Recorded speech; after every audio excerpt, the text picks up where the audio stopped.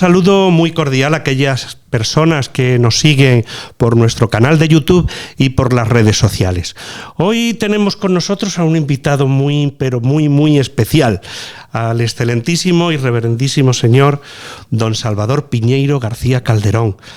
Don Salvador es natural de Lima, Perú, ciudad en la que nació el 27 de enero de 1949. No voy a leer su currículum. Lo siento, pero yo creo que don Salvador es bastante extenso, pero bueno, sí que diré que desde que es obispo, nombrado por primera vez obispo castrense de Perú, la Catedral de Lima, es donde fue consagrado obispo, el 2 de septiembre de 2001, si yo no recuerdo mal. Y luego, a continuación, fue nombrado también obispo auxiliar de Lurín en 2003, para ayudar en aquel entonces a Monseñor José Ramón Gurruchaga, que era salesiano. Un buen vasco. Fue un buen vasco. Y bueno, ahí ha estado desempeñando pues distintas ministerios dentro de lo que ha sido también la conferencia episcopal de allí de Perú, de la cual incluso ha sido presidente de dicha conferencia. En la actualidad continúa en la brecha como arzobispo de Ayacucho, a quien sucedió a Monseñor Luis Sebastiani. Entonces, bueno, pues le tenemos ahora por aquí, por España, y bueno, pues vamos a conversar un rato con él, porque con Monseñor Piñeiro nos une también a la familia Paulina de España, pues una gran amistad. Él siempre con nosotros es pues uno más dentro de nuestra comunidad y bueno, pues está en estos días con nosotros. Y más que el currículum, por eso a mí me gustaría que fuera el mismo don Salvador el que nos hablará de sí mismo. ¿Quién eres? ¿Quién es el arzobispo de Ayacucho? Toda mi vida quise ser sacerdote. Desde pequeño vivíamos a una cuadra de la parroquia San Marcelo y había mucha vida de parroquia. Terminé el colegio, me eduqué con los religiosos de La Salle y quise entrar al seminario. Mi padre autorizó, porque en esa época era menor de edad, 16 años, y entré muy joven, me adapté al ambiente de formación, me gustó la filosofía, la teología, y me ordenaron sacerdote el cardenal Juan Landázuri un 6 de mayo del 73. Y lo que yo anhelaba, ser párroco. Viví en 3 parroquias he atendido. La Virgen del Carmen, en el distrito de San Miguel, en Lima. La Santísima Cruz, en Barranco, otro distrito. Santa Rosa del Lince. Y también tuve la alegría de volver a mi seminario como rector, donde me había educado en la vocación. Y me llamó el Papa Juan Pablo II a ser obispo militar. Una tarea que no conocía, pero que aprendí muy rápido, porque es acompañar a este grupo de hermanos que apuestan por el Perú, por la patria, que cuidan. Todos queremos democracia, pero tenemos que estar cuidados, tutelados. Y aprendí en esos 11 años a amar al Perú, recorrer todas las instalaciones y cada año con un programa, con una ilusión, con una escuela de catequesis. Y hace 14 años me llamó Benedicto, me llevó a las alturas, al cielo, estar más cerca del cielo, Ayacucho. Una diócesis muy antigua, pero con mucho dolor. 16,000 desaparecidos después de los problemas de la violencia, cuando esa demencial institución, el Sendero Luminoso, con inspiración maoísta, quiso anular todas las instituciones, cuántas muertes, cuántos problemas, porque también, así como había de este lado matanzas, también los las fuerzas del orden querían terminar con esos problemas y entonces hay muchas heridas. Yo me he ofrecido varias veces a buscar una solución. No es fácil porque nadie te comenta dónde están sus restos. Por eso los acompaño y esta diócesis guarda un gran cariño a los misioneros de la primera hora. Qué bien aprendieron la usanza sevillana, sus procesiones, los pasos, los autos sacramentales.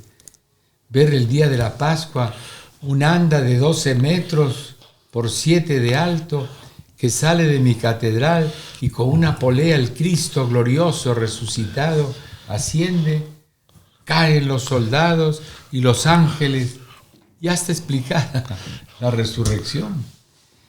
Y entonces guardo mucho cariño a la iglesia que nos fundó el primer obispo en 1606, Agustín de Carvajal, religioso dominico, y después Agustino, perdón.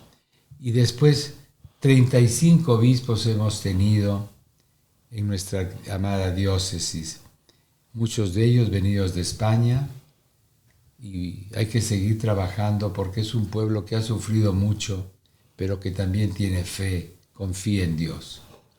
Es una diócesis, por lo que yo conozco más o menos y hasta donde hemos dialogado muchas veces, por así decir, pobre económicamente, pero rica, por así decir, también en su devoción a Jesús, a María, lo que podíamos decir, gente profundamente religiosa, pero a la vez existe una pobreza económica bastante grande.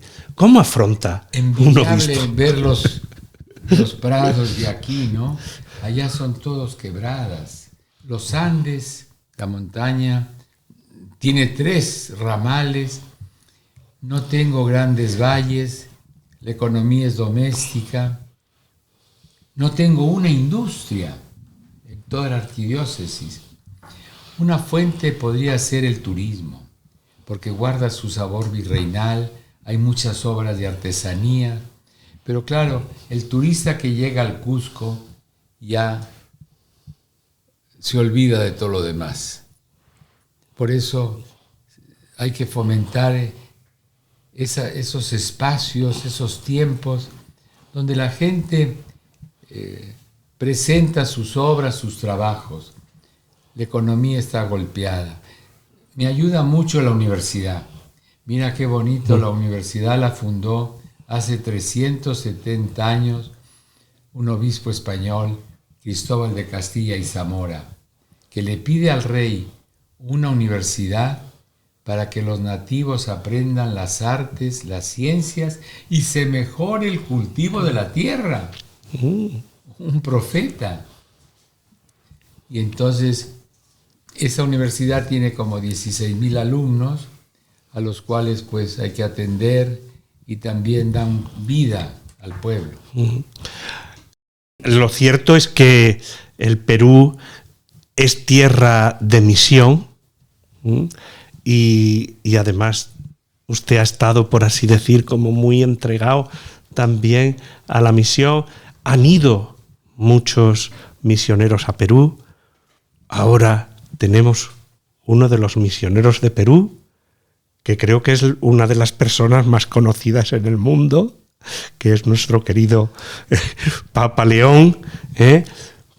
Pero antes de hablar con él, ¿cómo se vive la misión en el Perú y qué necesidades podríamos decir que podría tener? Porque además usted conoce bien, yo creo que todo lo que es Perú, ¿qué necesidades son las que actualmente podríamos decir que tiene Perú? Bueno, la riqueza es la piedad popular. Hemos tenido épocas muy difíciles, la expulsión de los jesuitas. En las guerras de emancipación se perdieron todas las propiedades de la iglesia. 21 años nos quedamos sin obispo, que no quiso firmar la capitulación. y después vino a Puerto Rico. Entonces, es el pueblo que ha cuidado su fe, su devoción a María, el amor a la cruz, de distintas maneras la llama, porque sabe que la cruz, y a mí me encanta la devoción, la cruz del viajero. La cruz con las insignias de la pasión, los dados, el gallo, las andas, las lanzas, y no está Jesús porque ha resucitado. Esa es la fe de mi pueblo. Ama a Jesús, confía en la resurrección y cuida de sus comunidades. Algunos sitios no tengo sacerdote, pero hay el ecónomo, que lo elige la comunidad para que cuide del templo, que convoque a los fieles, que los domingos se puedan reunir para un momento de oración, de reflexión. ¿Sí? Todo este camino de sinodalidad lo tenemos que vivir allí hace mucho tiempo, porque tengo 50 sacerdotes diocesanos y 16 religiosos, pero no tengo tanta población, 600.000 fieles, pero muy dispersa y a grandes distancias. Pero ese es el encargo que he recibido de la Iglesia y me siento fortalecido, ayudado por mis sacerdotes. Y por lo que veo y por lo que sé, todo esto se vive con mucha esperanza. Y estamos precisamente, ¿no?, en el jubileo de la esperanza. ¿Qué significado tiene para un obispo un jubileo?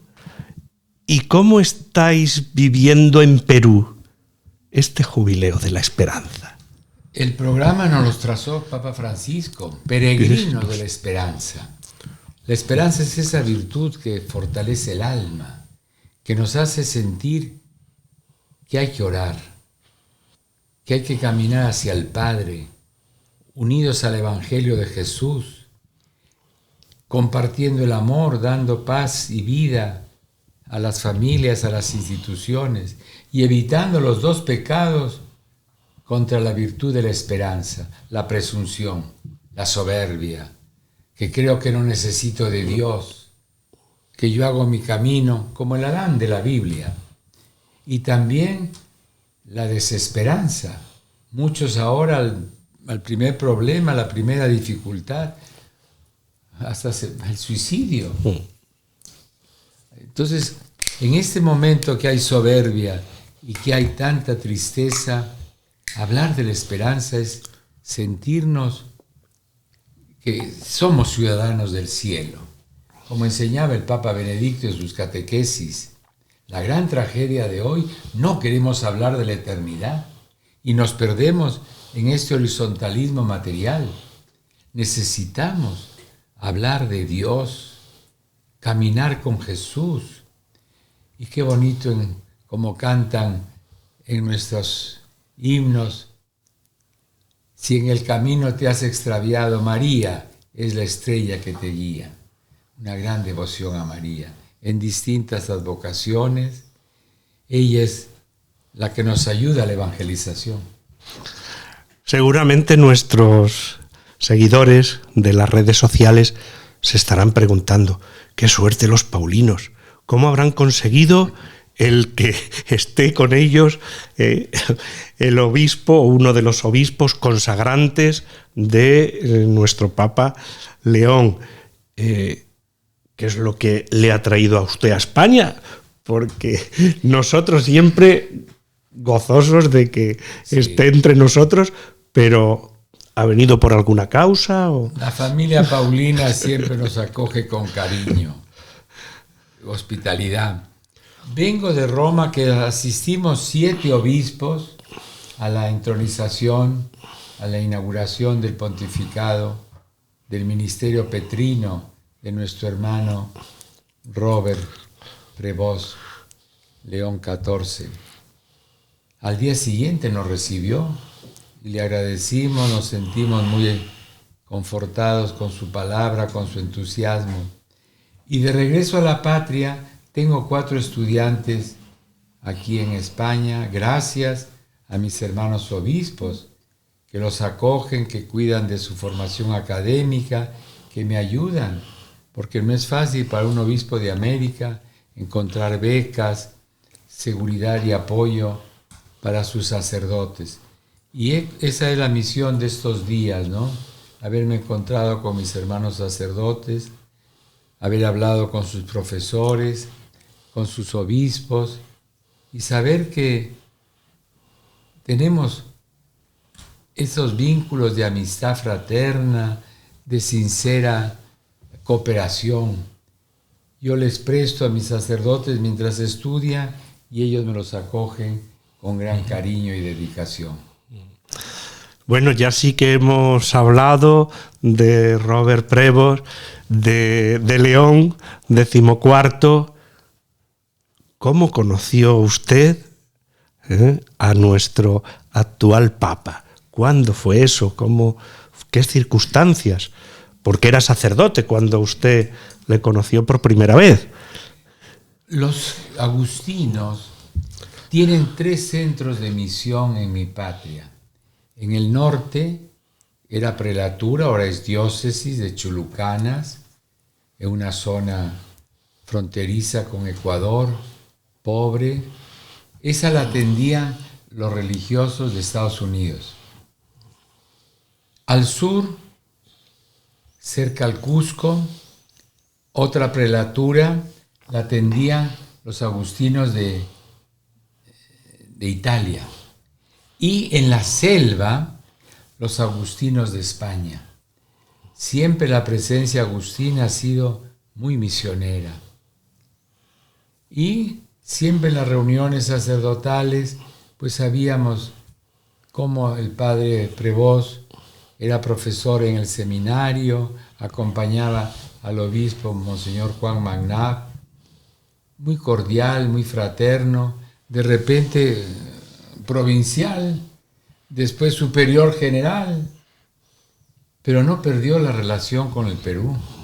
Los 12 años que estuvo de prior general de la orden agustina, cada año marcaba su compromiso con el carnet de extranjero. Pagaba la tasa con el deseo de volver al Perú. Y una vez que terminó su mandato, le dijo al Papa que quería venir al Perú. ¿Quiere venir al Perú? Pues te mando como obispo. Y lo mandó como obispo a la diócesis de Chiclayo. A nivel de la conferencia hemos tenido un amigo muy cercano, de mucha profundidad. Como buen canonista, pues a veces tenemos que hacer documentos o dar trámite a algunas tareas. Siempre su palabra, una consejería muy profunda, muy cercana. Y el Santo Padre se lo llevó para que cuide de todos los obispos del mundo. Y nuestros cardenales lo han elegido. Se ve que el Espíritu del Señor ha unido más a la Iglesia. Él también, por sus raíces americanas, en estos momentos de conflicto, es también otro nexo. Muy buen misionero, excelente comunicador, tiene un dominio de idiomas, muchas cualidades. Yo tenía corazonada que iba a ser el Papa. Y cuando en la ventana de San Pedro lo anunciaron, me llegó al alma. ¿Qué destacaría, por así decir, de la personalidad de León XIV? Porque sabemos que tiene una tarea bastante, al menos difícil, dentro de la Iglesia. Pero creo que es una persona, al menos desde fuera, ¿no?, de una gran profundidad, pero a la vez como muy volcado hacia el pueblo, que yo creo que son 2 características como bastante interesantes de nuestro Papa, ¿no? Pero alguien que le ha conocido así más cercano, que ha trabajado con él en algún momento, ¿qué destacaría de la personalidad? Que conoce el mundo. Como superior de los agustinos de más de 50 países, ha visitado todas las casas. Y no una vez, sino hasta varias oportunidades. Entonces, tiene una visión internacional, una profundidad en su doctrina, ¿no? Apasionado por la teología agustiniana, que es tan sencilla y tan profunda. Allí donde la verdad y el amor se encuentran, ahí está Dios.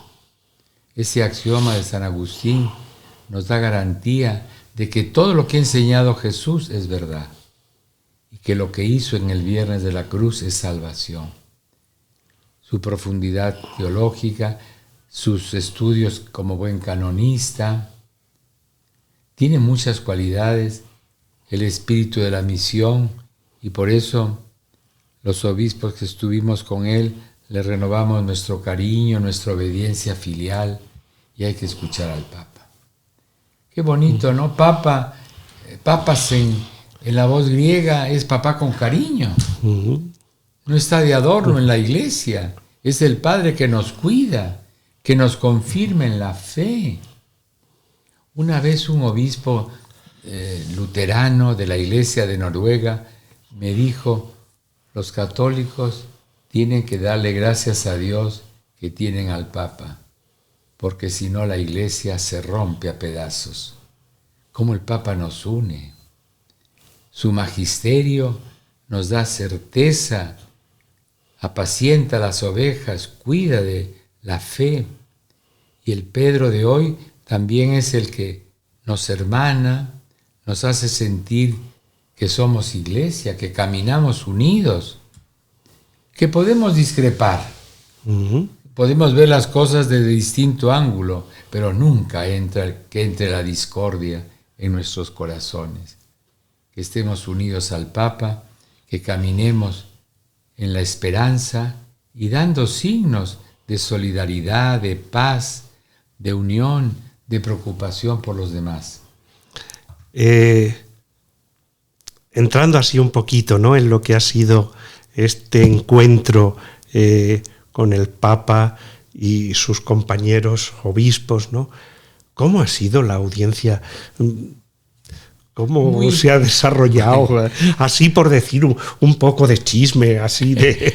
Bueno, los protocolos vaticanos son... Iba el guardia suiza marcándonos el paso.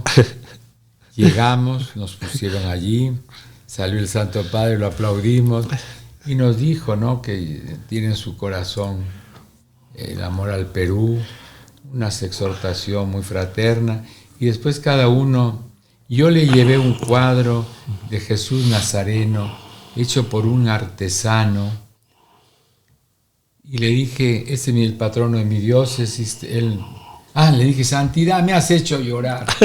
El día que saliste al balcón y todavía en castellano, saludando a tu pueblo de Chiclayo, a nuestro Perú. También te traigo estos chocolates que me regalaron el día anterior las esclavas del Sagrado Corazón.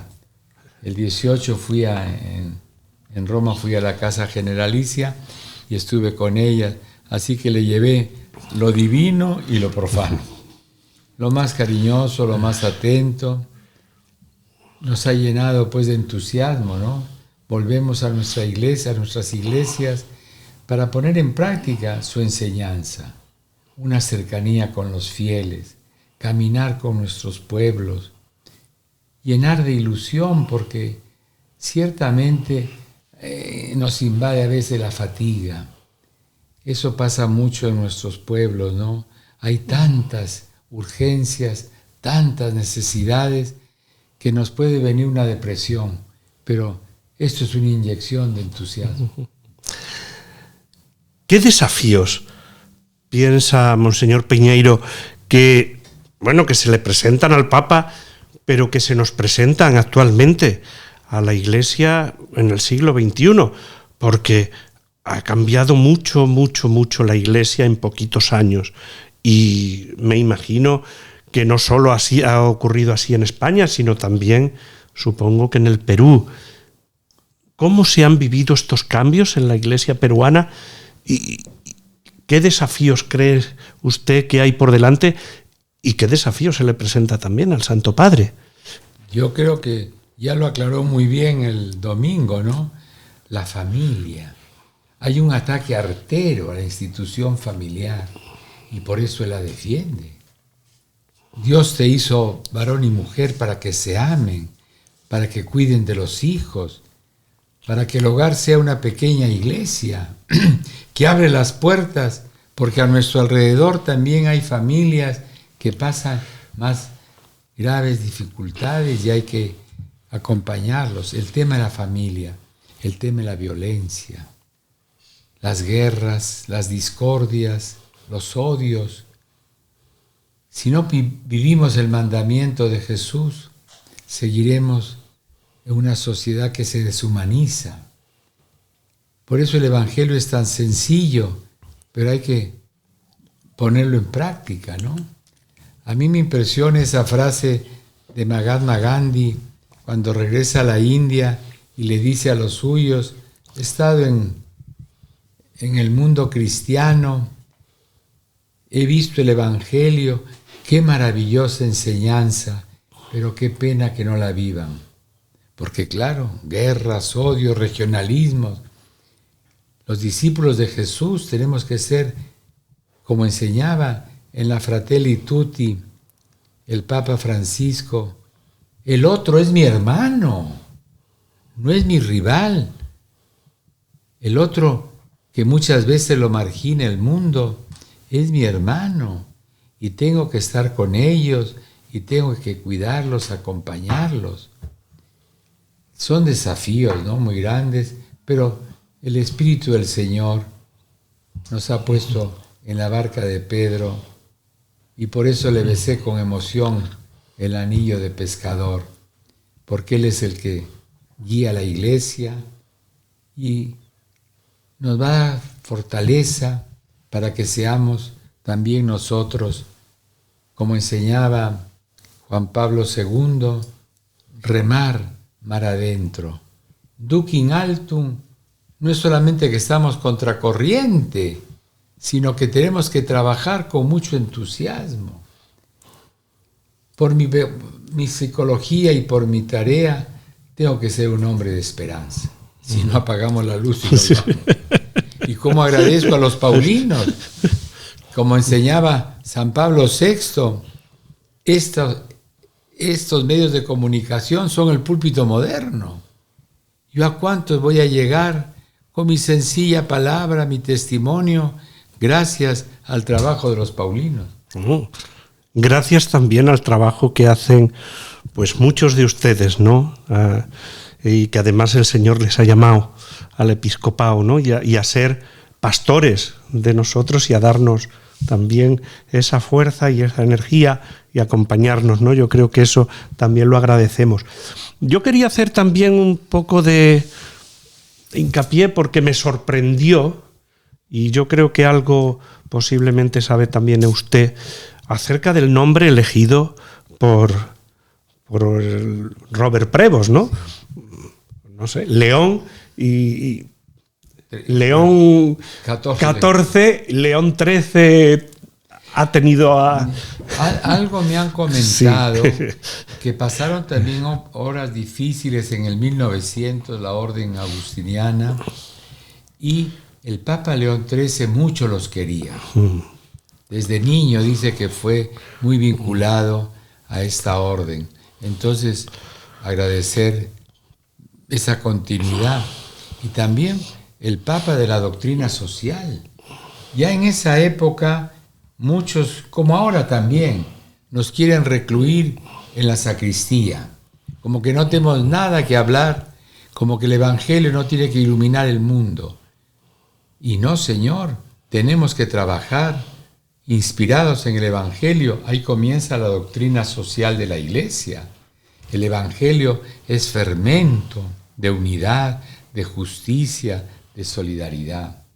Entonces, el cariño del Papa León XIII por la orden agustiniana, su enseñanza en épocas difíciles, cuando se marginaba al obrero, cuando el que no produce, la psicología del descarte, no sirve para nada. Y entonces los enfermos, los minusválidos, necesitan también un apoyo. Me parece que esas son las interpretaciones que ha dado el Papa, ¿no? Ya nos seguirá comunicando. Sí. Yo no tengo ya más datos. Yo puedo hablar de lo que sucedió antes, de lo que viene después. Y a lo que nos diga él. No es profeta. A mí fue algo que sí que me impactó y me gustó mucho.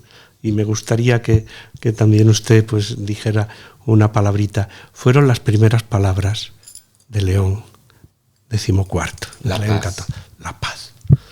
La paz. La paz. La paz, y la trató de varios temas, ¿no? De distintos ángulos. Si no hay paz en nuestro corazón, si hay enojos, si hay resentimientos, por eso vivimos amargados. Si no hay paz en los hogares, si entre los de la sangre no nos queremos, ¿qué vamos a hacer un mundo fraterno? En nuestros barrios, hoy día todos se enrejan, no hay comunicación, poco me sirve, me orienta el otro.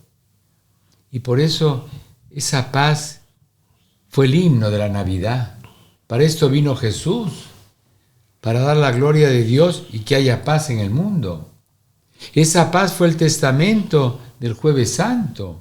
Mi paz os dejo, mi paz os doy. Entonces toda la vida de Jesús es ese esfuerzo por sanar las heridas, porque tengamos gozo en el alma, porque es el médico que nos cura, que nos fortalece. El tema de la paz va a ser constante, porque cada día vemos las guerras, la revancha, los odios.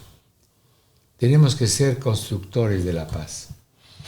Yo estaría horas y horas hablando con usted, de verdad, pero sí que me gustaría que de alguna forma dejara un mensaje a todas aquellas personas que nos van a ver, que van a ver este encuentro, esta entrevista, como quieran llamarlo, ¿no?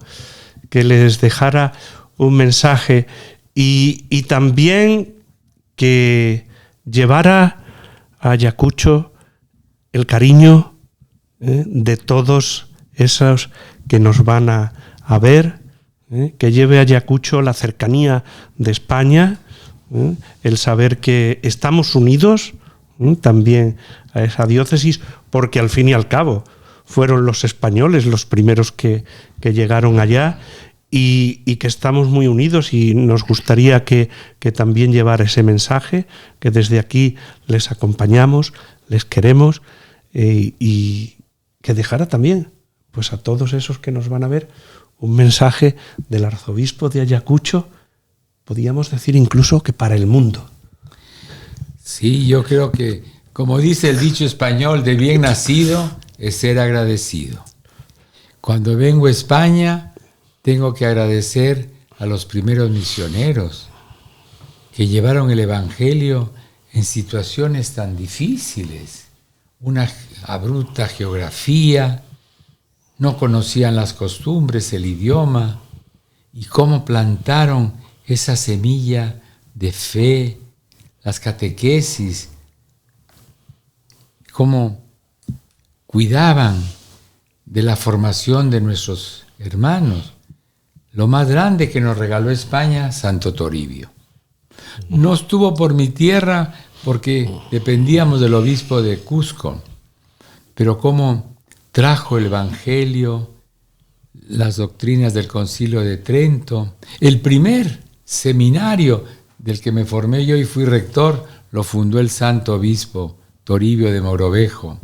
El primer libro editado en el Perú fue el Catecismo Trilingüe, castellano, quechua y aymara, para que todos los nativos tuvieran conocimiento del Evangelio, de la doctrina de la Iglesia. Los grandes santos de la primera hora. Y después, como hemos tenido misioneros que siempre han llevado con mucha ilusión, y muchos programas han asistido desde aquí. Tuve un sacerdote muy querido de Tortosa, hasta ahora cómo lo recuerdan, cómo fundó comedores parroquiales, y eso nos mantiene pues muy unidos. Saben ustedes de nuestras ilusiones y también nos confortan en las horas difíciles. Ayacucho está en el corazón de la sierra peruana, en las montañas, a 2.700 metros. Ayacucho son dos palabras quechuas, rincón de muertos. ¿Y por qué? Porque cuando los incas llegaron a su plenitud, encontraron ahí una cultura, Huari, 600 años, muy bien trabajada, y la exterminaron. Entonces, por eso en esa zona no hay mucho recuerdo al incaico. Más bien la ciudad todavía guarda su sabor virreinal. La Plaza Mayor no se ha modificado en 400 años y como la hacían los fundadores, bajo la protección de un santo, San Juan Bautista, el municipio, la universidad, el Poder Judicial, la catedral, todo está a la mano. Es un pueblo creyente. Tengo 3 monasterios de vida contemplativa. Puedo atender a las 30 parroquias. Claro, si tuviéramos más sacerdotes, mayor atención. Podemos llevar adelante los programas. Y siempre, sobre todo en Semana Santa, dicen que es después de la de Sevilla, la de Ayacucho. Yo no quiero ser tan solemne, pero recibo a muchos peregrinos. No recibo turistas. Recibo a peregrinos que vienen a rezar conmigo, que vienen a ayudar al asilo, al puericultorio, a la cárcel, al hospital. Qué bonito es cuando llegan y comparten su tiempo, su amor, su limosna de Cuaresma con los más necesitados. Vengan a Ayacucho, Perú, y les dice el arzobispo de Ayacucho que los quiere mucho.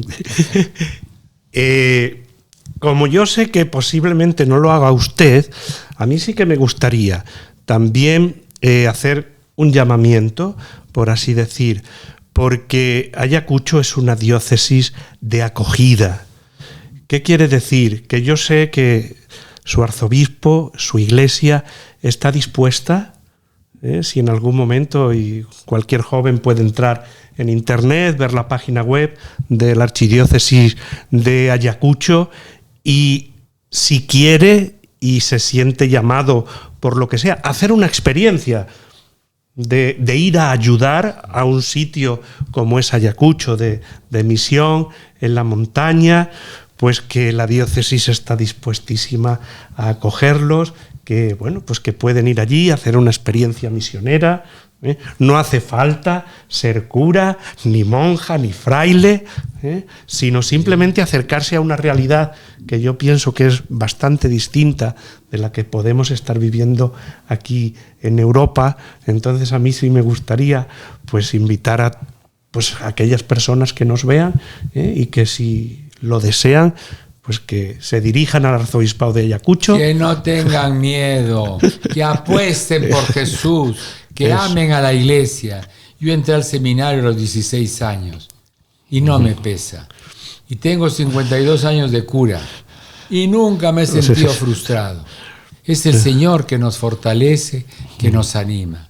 Bienvenidos, peregrinos que quieran llegar a Ayacucho a compartir nuestra amistad, nuestra pobreza. Pues desde aquí solo me queda dar las gracias, pero además de una manera pues muy intensa a Monseñor Salvador Piñeiro por sus palabras, por haberse prestado así casi de atraco, estando aquí en nuestra casa, como que eso también lo tengo que decir, la sencillez, la cercanía de don Salvador, para nosotros es casi y sin casi un hermano más de la comunidad de los paulinos aquí en Madrid. Y bueno, pues agradecerle de verdad mucho, Monseñor Piñeiro, que haya querido tener esta, bueno, pues por decir, este regalo que nos ha hecho de la entrevista. Pero quiero terminar dando la bendición. Eso. Que el Espíritu Santo, por la cruz de Jesús, les conceda a todos la salud en el alma y en el cuerpo, y que la bendición del Padre, del Hijo y del Espíritu Santo los acompañe. Gracias, familia Paulino. Pues muchas gracias, Monseñor Piñeiro. Y nada, a todos nuestros seguidores, pues aquí seguimos y os esperamos en nuestro próximo encuentro.